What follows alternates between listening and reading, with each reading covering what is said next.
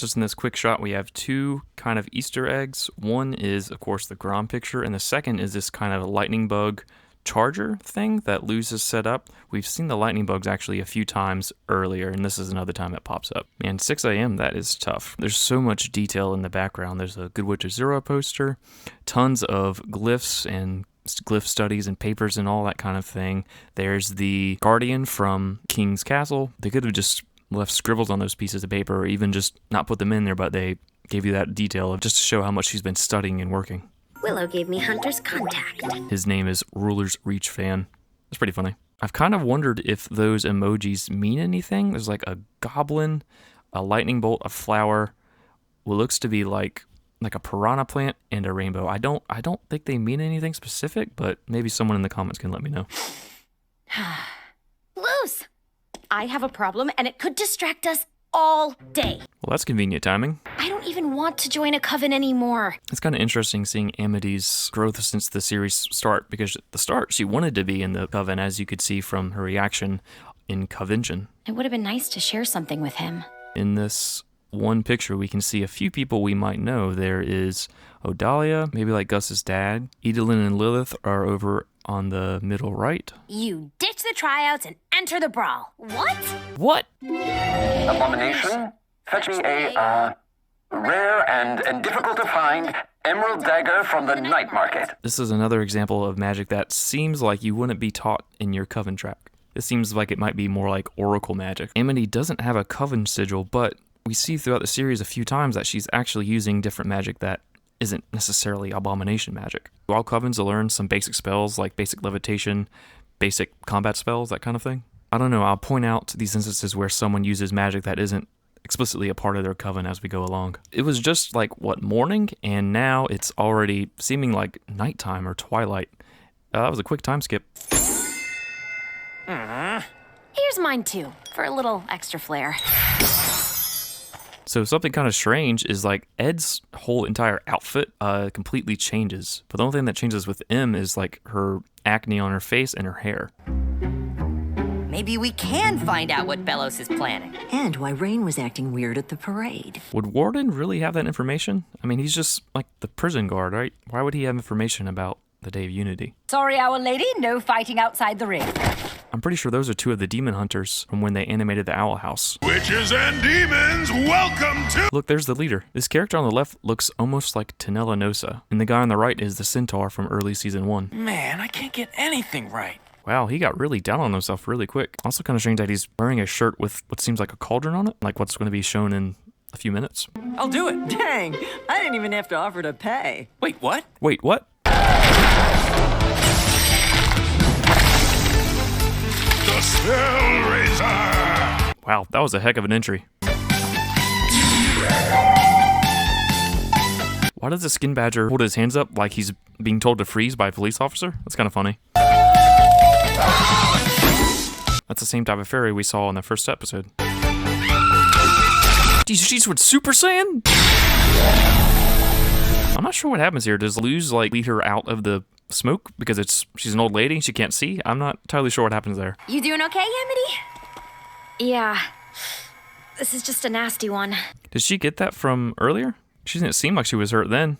Jeez, did you actually find an emerald dagger? Did he pay for it or did he steal it? You didn't touch it, right? Dad filled this thing with alarms. Of course not. So it turns out that was a lie. Luz, did you lie to me earlier? I didn't want to worry you. Well, I am worried. You've been acting weird all day, and now I'm in trouble. What is going on with you? So you could definitely argue that Amity isn't necessarily mad that Luz lied to her, but that Luz doesn't trust Amity to tell her what's been bothering her. No!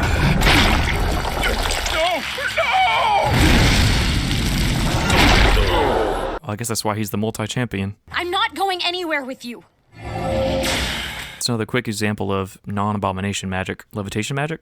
I don't know what coven that would fall under. Blabber serum needs more heat to finish? Then this should do just the trick. I feel like Edric should know that that would change the recipe rather than just heating it up, even if he's a novice to potions. It's a pretty obvious one, but this is the tree they made after the Grom fight. Can I, sit here? I'm pretty sure these leaves are CG, otherwise that would take way too much animation budget. Like I said, it happened a while ago, so I didn't want to bring it up.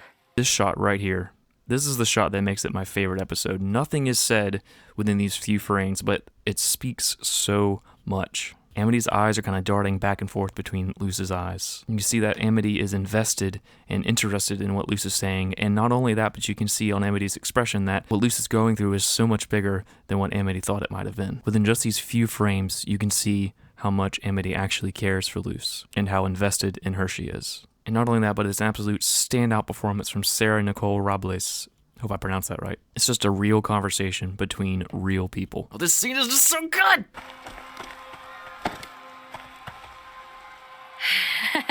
Whoops, got a case of the old jelly legs.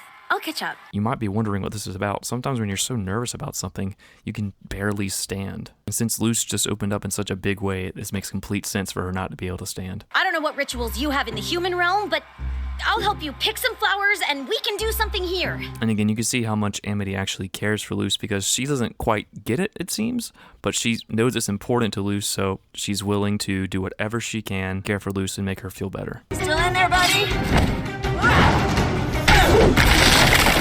That was a Dragon Ball Z impact. Jeez. Well, if the heat from the fire bee honey caused the potion to mutate, then maybe something cold would reverse it? Yeah, that makes sense. Hold him down! Thanks for the help, Ed.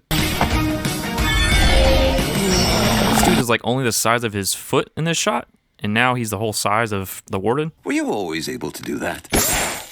Don't you have family stuff to clear up? If you notice a few times throughout this show so far, Alador has been seen chasing after little creatures and bugs and butterflies and that kind of thing. And so when he puts his goggles on, Edie immediately changes back to her normal form, as if Edie didn't want to be examined and asked a bunch of questions by Alador. Well, the side effects aren't pretty, but I can sell this. You want to sell that? You got a future in wild magic. Thanks, miss. I want a t-shirt too! I want a t-shirt too. I bet you didn't even know I was dating Luce. Edelin's kid? Most people think Alador asked this not because he doesn't approve, but because he just didn't hear right. This is in comparison to another reaction we'll see a little bit later in the series. You're too busy making these monsters for the Emperor, and Mom's too busy trying to dye my hair green. I like your new hair color. You can tell that he was about to say something different, and then he decided, you know what? What's best for my daughter is to try to actually understand where she's coming from and actually try to bond with her, rather than to try to change her mind. V, why'd you stop moving? V? V, you okay? This episode is my absolute favorite in the series. It's such a great example of what this show can offer. Not only are there some great action sequences and some fun humor, but there's some genuine moments between these characters that really make it stand out. Next time, we'll be starting back at the beginning of the series. If you want to follow along, make sure you subscribe and also leave a comment. Like I mentioned in my introduction video, please, I want to know what makes each episode special to you, the individual. Thanks for watching. I'll see you next time.